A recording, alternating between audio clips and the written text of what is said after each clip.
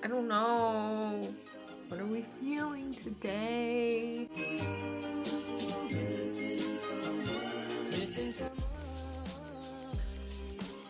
Hey, what's up? Welcome to my channel, or welcome back. Hello, how are you guys all doing? I hope you're doing well. Today, we're doing a knitting 102. I thought we need some filler 100 courses, and I got some electives for you. So you can pick and choose which ones you want. Yeah, so I was thinking today we could do ergonomic practices and kind of different stretches that you can do to help with your knitting. And I might do some other ones like how to knit faster, how to do different stitches. So sorry for the long wait. We're gonna come out with more. These ones just kind of take me a little bit more planning to do versus just filming myself knitting. I just thought it would be cool to just put it into one video, kind of have like a concise kind of explanation of all the things you need to do. We're gonna jump right into it because there's no time. There's no time to die. First off, ergonomics. We're gonna focus right off the bat. We're jumping into this, guys. Me being an oblivious young knitter, like didn't even think to think about my body or care about my body. I didn't realize this. I didn't think this was a thing. I thought I could knit forever and ever and nothing was gonna happen to me and everything was gonna be fine. Which was like, what am I even talking about? But when you knit, you use your muscles. Obviously, it's kind of like a sport. I'm like an athlete. and your muscles get tired, which is a thing that happens, and you can really strain them. That's not something we want, because if you get carpal tunnel or anything like that, you won't be able to knit, and that's not okay. I'm not gonna live in a life where I can't knit anymore. Like once I get to a certain age and they're like, hey, like you need to stop knitting, I'm just gonna. This also applies to crocheting, so if you're a crocheter, these are also wonderful tips. Okay. This might seem like a silly video, but I always forget. I never think to do these things, and I can find myself like being really bad to my body. Number one, sit up straight. This is just like an obvious, which I'm so bad at doing because I'm like literally hunchback. I have always been kind of hunchback. When I was in elementary school, I was just like the tallest girl. No, scratch that. The tallest person in class, and it always made me feel self-conscious. I was always like sitting in a slouch. I was standing so that like I would do this weird like hip placement, so my spine would be out of whack, and I was just like 2 inches shorter. I know that this is so important, but you really have to sit up straight.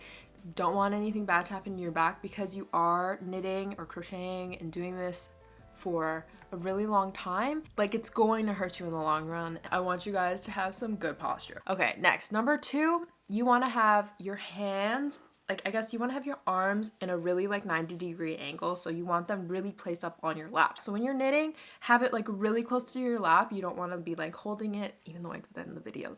I only do that to show you, but then the other times I put it on my lap. So it's very ergonomic. It's going to help you not put so much strain on your hands, because when you're doing the movements, it's it's way better just for the comfort and for yourself. Remember to kind of just like place your hands either on a table or on your lap. Number 3, I'm such an advocate for circular needles, but you really need to do it. Circular needles are not only like really effective, you can knit in the round, you can knit flat, you can like do magic loop and knit smaller things, but it's also so good for ergonomics. When you have something that's on a cable, it's really flexible, and so when you're knitting, everything's gonna be on the cable and it's gonna rest on your lap, so your hands don't have that much weight on them. Versus when you're knitting on a straight ass needle, she's gonna be really gross.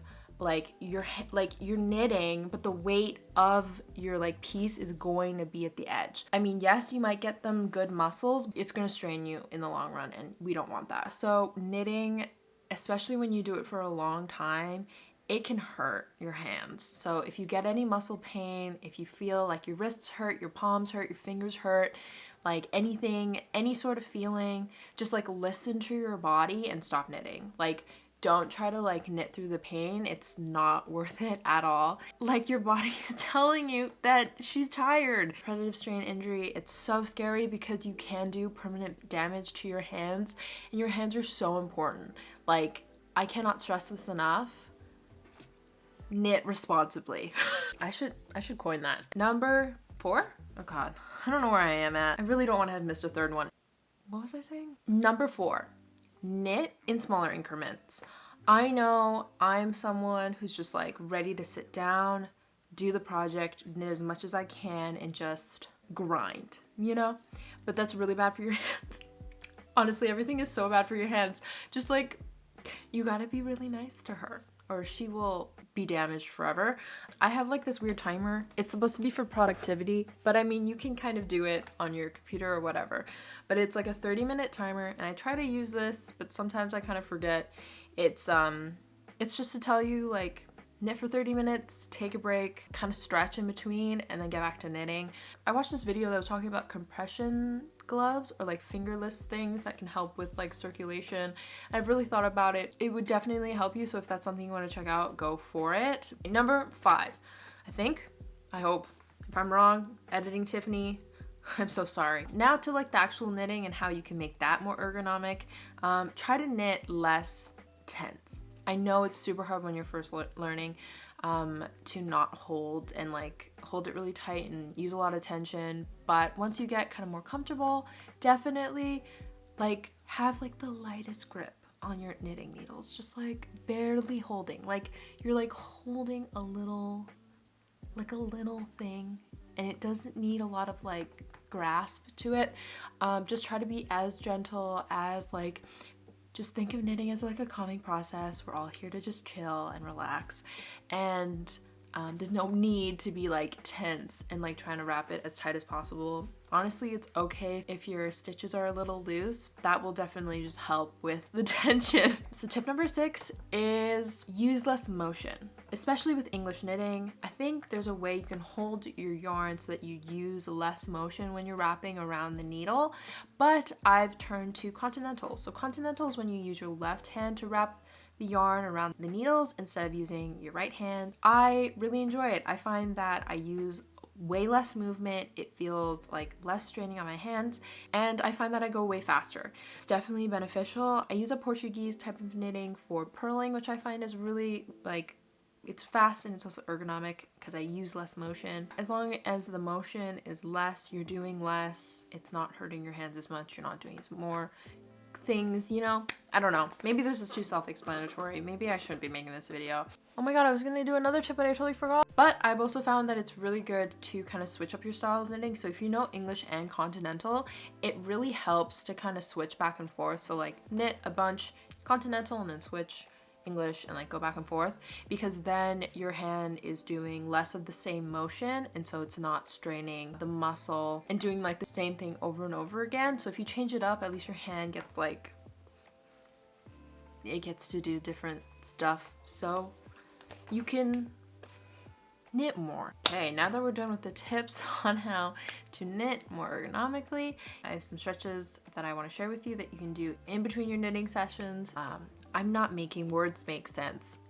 One that I really like that I think really helps me, because I do find that I have more wrist pain compared to like finger pain, is I hold out my palm. You're gonna hold with the other hand and then just like kind of pull back. Just hold it for like a couple seconds. You can stretch with me if you're knitting as well. I just like to do that. And then another stretch. And then another stretch I have, because it really helps with this part. Another one is you hold your hand kind of towards yourself, pull backwards, and it really helps stretch out this part. Sorry, maybe I should do it this way. I don't know. This is not a good angle. Okay, another one I like is you kind of, it's like you're squeezing something. Okay, not that thing. Okay, we get it, but the squeezing motion. Or like, kind of like you're a duck and you're like webbing your feet out for the first time. You're like, oh shit, this is like cool. Another one I like is also like piano fingers. People do this. I mean, if you do this out in public, you're gonna look absolutely insane, but... And then I've also seen kind of like moving your wrists back and forth. I really hope that didn't pick up. Or kind of just like moving your wrists around, just like a good old roundy stretch. And then also I like to do from time to time is just kind of massage my hands. So just kind of like, I've seen some people use like gua sha, which I think is really intense. Just kind of like push against your palm, kind of all the way around there, especially like on your wrist, closer to like the forearm and all that stuff. And then you can also do is kind of like, it's almost kind of like you're pulling your hand, like you want to pull your finger off kind of vibe. I mean, without cracking it, but you just like pull it like this. And it's always just nice. Sometimes I just do it because it makes me feel like I'm doing some like self-care. Really fun, guys. Oh god, did you hear all this cracking? Okay. Anyway, yeah, I thought this would just be a quick little fun video that I could kind of share some tips and tricks to let you guys know how you can knit responsibly. It's definitely really handy, and I think not a lot of people talk about it, or at least it's not something I really knew about until people were telling me in the comments. So I hope this helped you guys out. Am I the knitting police right now? Knit responsibly, please. For your own good. I'm just trying to help you. Don't forget to subscribe to see when I upload next. Catch me on Instagram as well as Twitch and my Discord. All linked in the description so you can just find me there. Thanks for watching. I hope to see you in the next one. Bye!